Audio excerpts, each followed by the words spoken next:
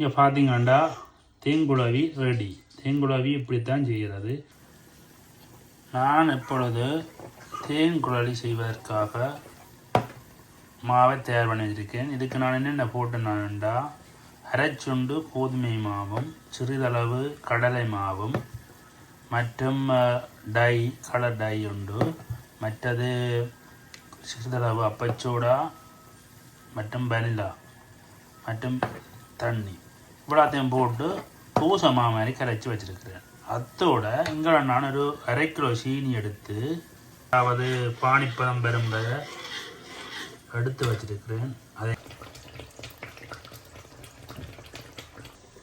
ஏற்கனவே எண்ணெய் கொதிச்சுட்டு நான் சிறிதளவு போட்டு பார்த்துனான் பாருங்க, கொதிச்சுட்டு இனி நான் புளியப்போ இருக்கேன். இப்போ நாங்கள் எங்களுக்கு ஏற்ற கலரை தான் போட்டுருக்கிறோம். உங்களுக்கு விரும்பியாக கூட கலரும் போடலாம். இப்பொழுது பொரிச்செடுக்கப்போ இந்த பக்கம் சீனிக்க தேங்குழவி ஊறுது. இங்கே பார்த்தீங்கன்னா தேங்குழவி ரெடி. தேங்குழவி இப்படித்தான் செய்கிறது. நீங்களும் சாப்பிட்டு பாருங்க. ஆனால் நான் கொஞ்சம் தேசிக்காய் புளி விட்டுனா கொஞ்சம் புளிப்பாக இருக்கட்டுமெண்டு. உங்களுக்கு விரும்பினா விடலாம், இல்லாட்டி கொஞ்சம் தயிரும் விடலாம். தயிர் ஏற்கனவே நான் மாவிட போட்டு குளிச்சுனா ஒவ்வொரு ஆக்கள் ஒவ்வொரு விதமாக செய்யணும். நான் இப்படி செய்தேன், நான் இப்படி சுவையாக இருக்குன்னு செய்து பாருங்க.